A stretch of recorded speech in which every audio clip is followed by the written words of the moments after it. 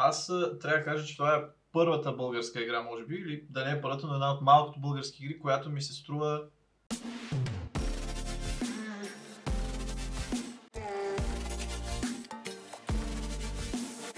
Здравейте, приятели! Вие сте с първото превю на игра, което ще направим в шоуто на Максимилиан Древечелов. И то е превюто на играта Five Worlds Shaman Duel, която е на Емилиан Симеонов и е в разработка от няколко години. Предполагам тези от вас, които сте членове на Stone Игри България, са виждали не веднъж или два пъти. Известна с тези така гарненца, бакрачета или как точно могат да се нарекат. И все още е прототип, но е доста напреднал прототип, така и като арт, и като продукция. Тези гърненца всъщност са си тематични, са си с всяка фракция и така нататък, една по една. И да кажа какво мислим за играта, предлагам да кажеш как се играе и след това да се върнем тук и всеки да си каже какво мисли за играта. Айде да видим как се играе.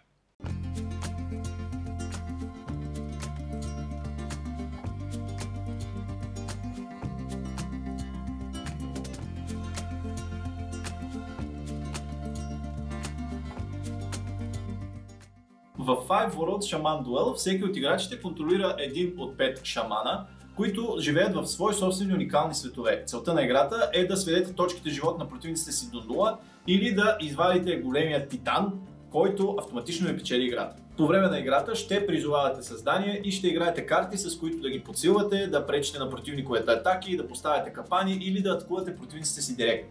Отделно от това, всеки шаман има едно казанче, в което поставя ресурси. Когато там събере необходимия брой ресурси да призове своя собствен уникален титан и след призоваването му оцелее определен брой ходове, то той печели играта. Компонентите, с които разполагат играчите, са абсолютно уникални за всяка фракция. Те са тесте от карти, няколко миньона и казанче, в което трупате ресурси, с които да извикате ето този титан.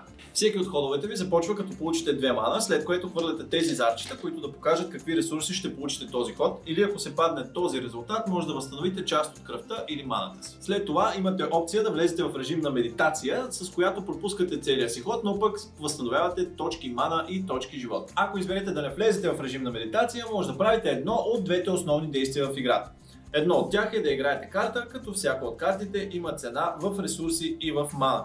Някои от тях правят директни поражения върху противника ви, докато други от картите могат да се играят за най-различни и разнообразни ефекти, които, разбира се, са различни при различните шамани. Второто възможно действие е да призовавате едно от трите си лични същества, наричани още Minions, които се изпращат в света на един от противниците ви и на всеки следващ ход ще се активират и ще се придвижват по-близо до него. Когато го стигнат, ще започнат да му нанасят поражения. В допълнение на двете основни действия имате и допълнителни действия, като например веднъж на ход можете да си изтеглите карта, да получите едно мана и да изхвърлите една от картите в ръцете си. Също така можете и да обменяте ресурси. Всеки шаман притежава 5 различни вида ресурси, 3 от които са обикновени и 2 специални. Специалните ресурси се правят от различна конфигурация от обикновените такива и това може да го правите по колкото пъти искате на ход. Също така може да обменяте 2 еднакви обикновени ресурса за трети. Друго възможно действие е да вземете един от ресурсите си и да го запазите в торбата. Това е единственият начин да си запазите ресурс за следващ ход, защото иначе всичко, което не сте използвали, на края на хода ви се губи.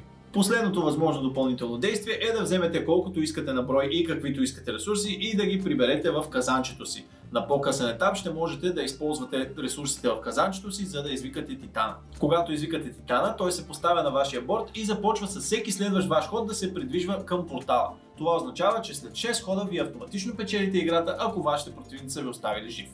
Играта идва и с допълнителен модул, наречен Forbidden Recipes, който позволява на играчите да започнат с една от 3 уникални рецепти, които да активират по време на игра вместо титан. Ако имате нещастието да сте първия убит в играта, то може да обърнете борда си наобратно и да се превърнете в отмъстителен дух, който се завръща от отвъдното и продължава да тероризира противниците ви. Имайте предвид, че играта е прототип и всички правила могат да бъдат променени в финалната й версия. Без да я излопваш, ако може. Ами падна на купче. Това бяха правилата, но как реално протече нашата игра с този прототип на Five Worlds? Освен че аз бих. Това мисля, че може да се успори, но за това по-късно. Добре, аз какво да кажа? Всеки игра с различен тип шаман в играта. На мен се беше паднал водния. Това, което на първо четене веднага се забелязва е, че въпреки че играта е прототип, доста на добро ниво са компонентите, особено арта в играта е доста добре. Като специално внимание искам да отбележа на картите, където според мен те са финални, на ниво арт. Да, по текста и шрифта определено може би ще има промяна. По текстовете и по самите умения на картите, специално умения на картите има какво да се пипа. Но арта, ако остане в този вариант, аз съм окей. Картинките са красиви и доста тематични. Арта е доста добре унифициран едно с друго, не изглежда като да са намирани от тук и от там. Да. Точно така. Личи си, че е правилно и понеже всичките шамани са по някакъв тип, по някакъв начин уникални, нали, моя воден, твоя беше... Някаква пустиня, май. Да, като Earth или нещо елемент, твоя беше по-скоро Nature. Това е слънчевия неговия. Сън шаман нещо си се водиш. Там над картинката. Да, сън меса. Сън меса, точно така. Това нещо е отразено не само в самия борд на шаманите, но и в самите карти и в арта на картите. Примерно моите карти всичките са изцяло под вода, повечето има вълни, има змиорки. Да, арта е уникален. Харпуни. В смисъл такъв не като много якаме, като уникален за всеки играч. Точно така. Много добре. Аз трябва да кажа, че това е първата българска игра, може би, или да не е първата, но една от малкото български игри, която ми се стори много добре на първото изигране. Да. Стори ми се, че е мислена и стори ми се, че в нея има дизайн на механики и на неща, които сега със сигурност няма механика, като изключим тая с казанчетата, за която сигурно ще говорим след малко. Доста ще говорим за това. Като изключим нея, няма механика, която да е нещо уникално и невиждано до сега, нещо, което такова нещо не сме виждали в друга игра. Обаче, въпреки това, начинът в който е пакетирано и в който е направено е мислен. Да, и е дизайнато нещо, което да го играеш, то да работи и да правиш нещо с него. Нали? В никакъв случай не е просто. Не е необходимо да измисляш нещо ново, универсално, невиждано никога, за да направиш един хубав продукт. Иначе като геймплей играта ме впечатли, до някъде ми напомни на игри от типа Magic the Gathering, където се дуелираме един срещу друг. Стара разлика, че в Magic the Gathering имаш ръка, имаш някакви различни монстри, които викаш, за да ти помагат. Тук разполагаш с 3. Всеки от нас разполага с 3. Те се наричат Minions. И винаги са тези 3. И стратегията и тактиката в играта по-скоро идва от това в кой момент ще ги извадиш и при кого от останалите опоненти ще ги пратиш. Те са 3, но всеки има различни 3. И то значително различни 3. В смисъл, моите се усещат много различно като механика и като начин на употреба от тези на Макс или на Мишо. Да, така е, но аз друго ме хвърли, че когато играеш с този шаман, ти винаги ще играеш с тези 3 минияни. Мисля, че не знам дали ще можеш да играеш с моите, но мисля, че ще има по-голям сет от минияни и те затова в правилата пишеше, че се мачва борда на шамана ти с този борд. Да, ние това коментирахме. Той ще имат примерно 10 или N на брой тези ще такива са като и ще са като модули. Да, може да сложиш други минияни към този шаман, които пак са си тематично негови, но не са точно това искам да коментирам, че това ще допринесе за разнообразието в играта. Много, да. Но пък ако са някакви по-скоро generic минияни, ще наруши леко тематичността, нали, защото моите са тук всичките са водни. Ето, това не знам да се вижда на камерата, но е риба бомба. Може би на тази близка. Ето там ще го покажа. Риба бомба.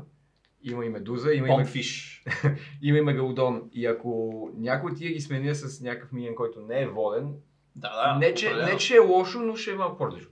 Но като цяло ми харесва това, този елемент с това, че имаме миньони, които ги пращаме и вече с самите карти, с дековете, по начин можем или да им помагаме, т.е. да ги бафираме по някакъв начин, или пък да вредим на опонентите си с картите, с които играем. Такива игри много често са дуелни. Виж, Keyforge, Magic the Gathering, Dice Throne. Dice Throne теоретично е до 4, ама... Уникалното е, че са one versus именно това казвам, че обикновено те игри и този начин на механика, или как да кажа, на тая идея, убий противника, свали му лайк point за 0, работи в дуели. Keyforge е дуел, Dice Throne е дуел. Или по двойки. Dice Throne мисля, че може по... Има тимплей такива игри. Dice Throne мисля, че може и 3 и 4, по двойки дали може, не съм сигурен, ама да, или по двойки, като тук е всеки за себе си. Всеки за себе си и... Да, то навсякъде всеки за себе си, но тук е повече от двама. Може 3 и 4 и така нататък. Играта е до 4 или До до пет, 5? до пет. Защото шаманите Мая на до играта са петима 5. даже. Мисля, Мая че до до петима. петима. Това е доста добро. В смисъл сериозно, ако успее да се балансира така, че да работи с 5 Да. и да няма... Имаше проблеми с баланса. Някои карти. Определено има неща, които трябва да се... Но пипнат. е доста прототипен момента, защото доколкото каза Емилиан, всичко, особено текста на някои карти, могат да се променяте първа и кое колко демидж прави така нататък. Защото те като ефекти не са лоши, като ефекти не изглеждат Ефектите са абсурдни окей, или баланса нещо. са малко... Просто тебе някои цифрички се вижда, че Мгм. прави повече демидж или Да. по-малко демидж, Да. колкото трябва. Ами първо, мисля, че и тримата можем да се съгласим, че елемента с уникалните ресурси е too much. Да. Факта, че аз имам 3 уникални ресурса, от които мога да ги сглавя и да правя 2 уникални ресурса само за мене си, а вие правите... Като цяло всеки играч има 5 ресурса, Пет от ресурса. които 3 са basic и 2 са Точно, advanced. точно И за така. всеки играч ресурсите са уникални. Абсолютно като вид. уникални И- като и имена другото, и което иконография. Един от спешъл ресурсите се прави с 3 от бейсиките при всички и при всички шамани, а другия се прави с 2 от бейсиките и с един от други от бейсиките. Абсолютно Тоест, еднаква механика. Да, ресурсите работят и са абсолютно еднакви, просто имат различни картинки и различни имена. Да. И иконки. И иконки, Всички. и имена, и цветове, и това създава малко Което- хаос. Това тематично е супер. Да. Тематично Аз- е супер. Аз го Да. оценявам и високо, защото аз винаги темата, за мен темата винаги е на първо място и го оценявам високо, но геймплейно видях, че има проблем, защото постоянно се питахме кой ресурс какъв е за моите 3, твоите 3, Мгм. тези 3 и имаше въпроси около ресурсите прекалено много. Сега друг е въпросът, че това в продъчна копията сигурно иконките и ресурсите ще са доста по-ясни и ще можеш да ги видиш. Защото при теб даже При иконките мен и това имаше не разминаване мачваха. между зарчетата и В иконите и продъчна картите, копията това но ще е решено, но пак ще е е трудно, защото всеки ще има собствени си Излишно. ресурси, собствени си Излишно е, И защото трябва да имаш собствен пайл от ресурси. излишно е да помня имена и икони, когато играя с един шаман и след това, когато играя с другия, да трябва наново да ги превъртам всичките тези неща в главата си, да ги запомням наново с новите имена и новите икони. които ако всеки ресурс правеше различни неща и имаше по различен начин се комбинираха помежду комбинират. си и имаха Има различни смисъл. ефекти. Примерно ако на мен гъбката ми прави нещо, което е коренно различно от твоята змиорка, тогава да, обаче при положение, че са абсолютно еднакви, тогава няма смисъл да сменяш шамана и да трябва да смениш. Твърде Концепцията за висока терминологията на геймплей цена се плаща, за да може тематично да е яко. Идеята на границата е, че когато слагаме ресурси вътре, не можем след това да гледаме какво има вътре и когато решаваме единственият начин, по който да може да разберем какво има вътре, е когато решим да пробваме да изпълним рецептата и да извикаме Титана. Допреди това няма как да знам какви ресурси има вътре, освен ако не съм запомнил.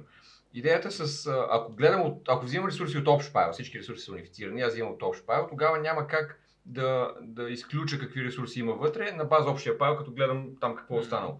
Но ако файла ми е мой, много лесно мога да преценя какво имам в гърненцето, като гледам какво е останало в файла, защото те са лимитиран брой ресурси, по 10 от вид мисля, че бяха. Сега Емилиан е писал в правилата, че това нещо се решава, като не вадиш всичките ресурси от тая турбичка. Което е фидли. Което е фидли, защото постоянно като сложиш един в гърненцето, трябва да вадиш един от турбичката, за да запълни съплая, Да. така че да не е ясно какво е в турбичката, съплая винаги да е еднакъв размер и вътре да не е ясно какво се случва. Не е невъзможно да се прави, но е леко фидли. Излишно. Досадно е и Това е излишно. българската дума за фидли. За фидли. Пипкало. Пипкаво е, да, Точно добре. така, пипкаво. Ами пипкаво е, затова ако може ресурсите да са еднакви за всички, смятам, че това ще Да, и да има един Подобри. общ голям пайл. Да, това ще- и ще забърза като цяло игра. Ще Да. забърза и ще подобри много играта, според мен. А другата механика, която на мен лично не ми хареса, е точно с гърненцето, че трябва да помня какво съм сложил. За мен това е просто memory гейм, в който абсолютно нищо не допринася като геймплей. Аз просто трябва да помня, че съм сложил 3 камъка и 4 цветенца. Това е идеята, да помниш. И това Геймплея е помнене. каква игра е в помненето. Помненето не е игра. Това е едно да кажеш, аз тук трябва да залагам на едно нещо и просто трябва да заложа. Каква е идеята? Идеята е да заложиш. Не ми харесва. Това не ми харесва. И не защото не ми харесва, защото аз започнах да трупам ресурси с идеята веднага да изкарам големия титан, който да победи. И бях убеден, че съм сложил точния брой ресурси и казах, сега правя големия титан, измазвам хващах краденцето, изсипах ресурсите и те се оказа, че 2 ресурса ги няма. И това ме върна първи в клас играта. Много голямо пеналти се плаща, когато не успееш да се съмънеш титана.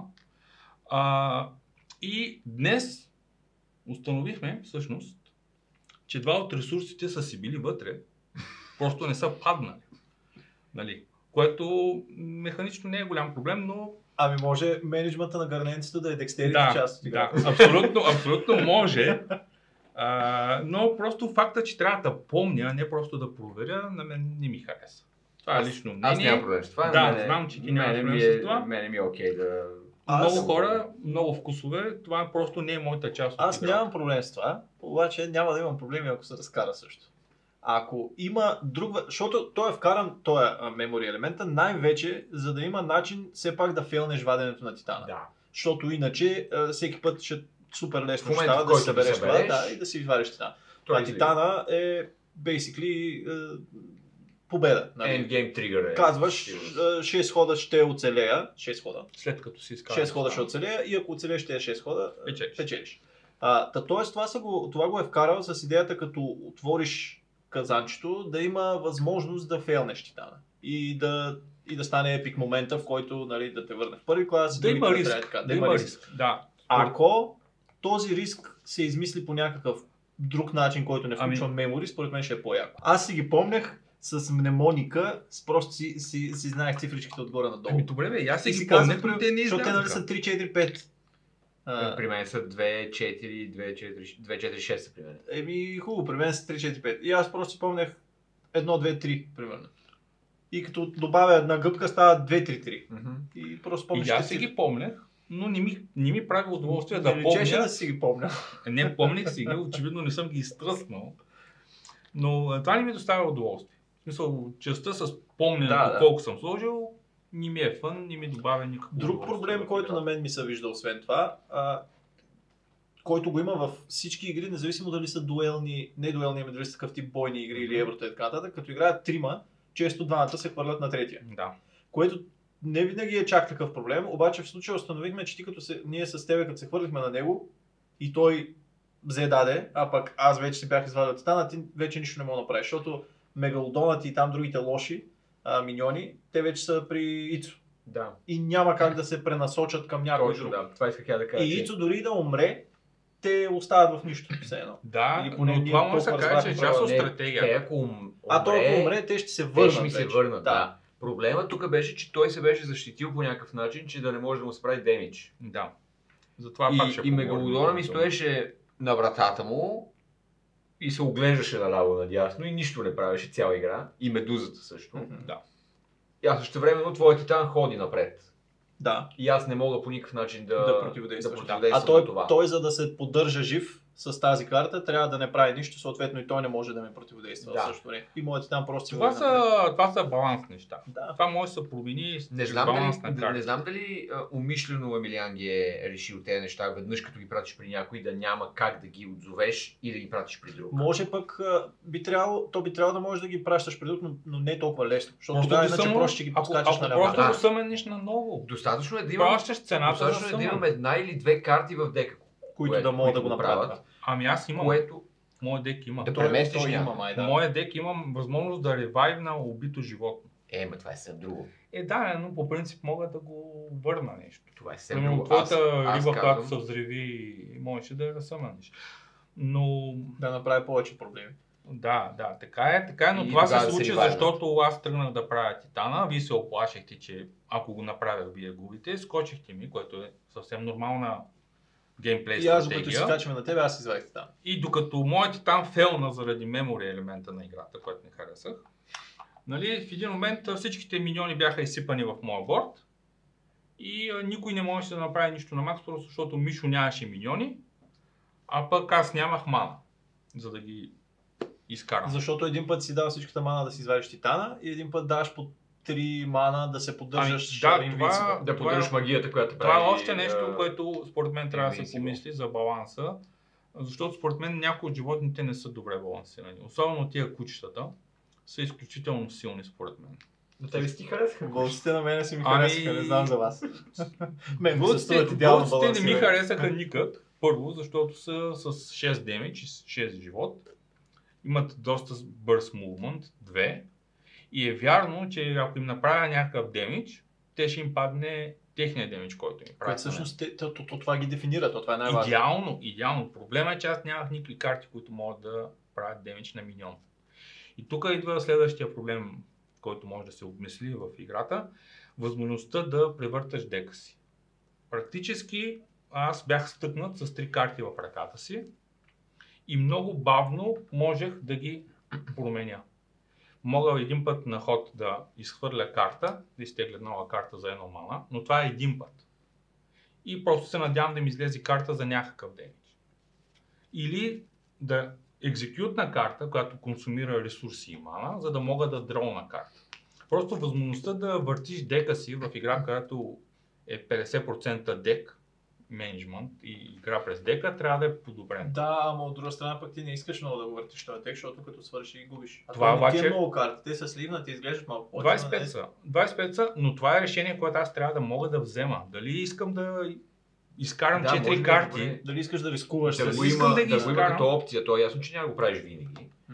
Но ако си притиснат до стената, може да решиш, че рискът е основателен. Аз бях притиснат. Да потегнеш малко. Трябваше по някакъв начин да ти демидж на кучетата, за да мога, или вълците, за да мога да имам шанс да оцеля повече от 2 хода. Но просто той зеления много се хилва и аз успях да ги хилна. Иначе ти ги демиджна и те няколко поредни хода ти правиха по 2 демидж вместо по 6. Да, така е, но в момента в който ти ги хилна, аз нямах възможност да ги демиджна, защото в цялата игра така и не можах да изтегля карта, която прави директен демидж на някой. Накрая стегли. 10 на демидж може да наведнъж. Да. Накрая ми дораха и трите, да. Искам да обърна внимание тук на малкия експанжен. Тъкмо това ще да кажа. Да, това е хубаво. Да, той много ми хареса, защото дава пак разнообразие вместо рецептата, която имаме за извикването на Титана. Има още една допълнителна рецепта, т.е. избираме измежду 3 и си я слагаме с лицето надолу, така че останалите играчи не знаят коя от 3 рецепти сме избрали. И когато решаваме да изпълняваме рецепта, може да изпълним или тази за викането на Титана, или скритата. И ако е скритата, тя може да е някакво пасивно умение, което от този момент нататък става активно и почва да работи по време на играта, или да е някакъв ефект, който да се случи в момента на откриването на картата, което добавя елемент на изненада, защото никога не знаеш коя от 3 карти. Дори да познаваш играта и да познаваш всичките шамани, никога не знаеш човека коя от 3 е избрал. И също така не знаеш, когато решава да бърка рецепта в казана, кое ще направи, дали ще е тази карта или ще е Титана. И така не можеш да му ги следиш. Така, защото ако сте туплеер, е сравнително лесно да следиш другия какво става. Да, защото всяка от рецептите има различни изисквания за ресурси. Така че ти няма как да можеш да се ориентираш на база на това какво е сложил, какво се опитва да направи. Което много ми харесва и аз ако самото това винаги ще играя с това. Тъкмо това ще да кажа, че първо, че твоето ability доста беше много готино. Да имаш 2 карти повече, защото в игра, която е основно карта, да имам 2 карти отгоре в hand size е сериозно преимущество. От ръка от 3 карти да имаш 2 отгоре, т.е. 5 е сериозно преимущество. И другото, което според мен, то е експанжен, трябва да е част от базовата игра. Да. И трябва да си имаш това ще даде тези казанчета да са веднъж за Титана и веднъж за това, защото сега основната механика и основният гимик в играта казанчетата са само за вадене на Титана. Докато това ще ти даде малко... това вече е пазарна идея, дали ще се продава като експанжен или ще се качи ако е част от играта, може да е вариант, да не е включено в основните правила и да е като адванс версия на играта за едно. Да. Basic и Advanced. Аз ако имам картите, винаги бих играл с карти. С него задължително, защото ти дават смисъл на казанчето. По-голям. Да, така е. Тъй като Макс спечели с съмънването на своя си Титан. Леко съмнително, но все пак. Спорна победа, но все пак така спечели. Не можахме да видим другата част от играта, която е когато един от играчите умре, именно първият играч, който умре, той се обръща борда и се връща в играта Като разгневен Ядосан, Vengeful Spirit. Vengeful Spirit. Отмъстителен. И почва да прави мръсно на останалите с идея той да спечели. Да. Това е много хубава идея, добре измислено, защото премахва момента, в който първият играч, който умре, излиза от играта и се детачва. Точно така. Което решава момент с Player Elimination. Доста хитро. Реално така не можахме да видим част от тази механика, просто защото Макс е виновен и би по другия начин. Както беше най-бързо, те бих още. Но идеята е добра. Идеята е и ми добра със хареса. сигурност, да. Може би при следващата игра бихме го пробвали. Да. Ще ми е интересно да видя как работи. Идеята е добра, но Player Elimination си е Player Elimination и е само за първия. Тоест, ако играем 5 човека, първия ще се позадържи малко в играта алтернативли и останалите ще стоят и ще гледат. Няма как да го решиш това. Няма как, да. Няма. В така, може би това е една от причините дуел, такъв тип уби и другарче игри да не са за повече от двама. Мене ми се струва, че ако играят 5 човека, първият елиминиран се връща като дух, втория и третия елиминирани ще са елиминирани на такъв етап от играта, че тя ще е почти накрая. Потенциално е възможно да е Зависи така. от- И Да, може би най-вероятно сега, ще е но- така. И дори да са елиминирани, това, че играта ще свърши след 10 минути и те само в последните 10 минути не са участвали, не смятам, че е такъв голям проблем. Да, ако, Със сигурност ако така се си случва, Ян има чак. по-голям поглед върху това колко продължават игрите, когато някой След първия отпадне. елиминиран, Това да. със сигурност е плейтествано и имало много игри, ние все пак играхме само една и трудно да преценим този елемент, но като цяло на мен играта ми хареса. Да, и на мен играта определено ми хареса. Има много неща, които са идейни. Със сигурност бих играл пак. Най-вероятно, ако в някакъв момент има кампания за финансиране, публично финансиране, ще участвам. Толкова ти не участваш, то... Така че, да, нещата, които ми харесаха, са много повече от нещата, които не ми харесаха. Определено е доста добре. И аз, както казах в началото, една от малкото български игри, защото ние сега по една или друга причина подхождаме към български игри с Леко предубедено. леко предубеденост и леко скептично, че да, видим сега и това колко е кофти. А това със сигурност не беше кофти. Мислена играта, дизайнвана е, има да се добалансират някакви неща и аз бих играл със сигурност още пъти и Production копия със сигурност бих играл. Да, определено играта ми хареса. Някои неща трябва да се помислят според мен отново, да се ревизират, лично мнение, но определено има потенциал. И беше забавно. Беше забавно със сигурност. На мен ми беше най-забавно. Това пак няма да ти го борим. На мен никога не ми борят нещо победите напоследък. И благодарим ви, че ни гледахте. Това беше превюто на Five Worlds Shaman Duel и до следващото видео.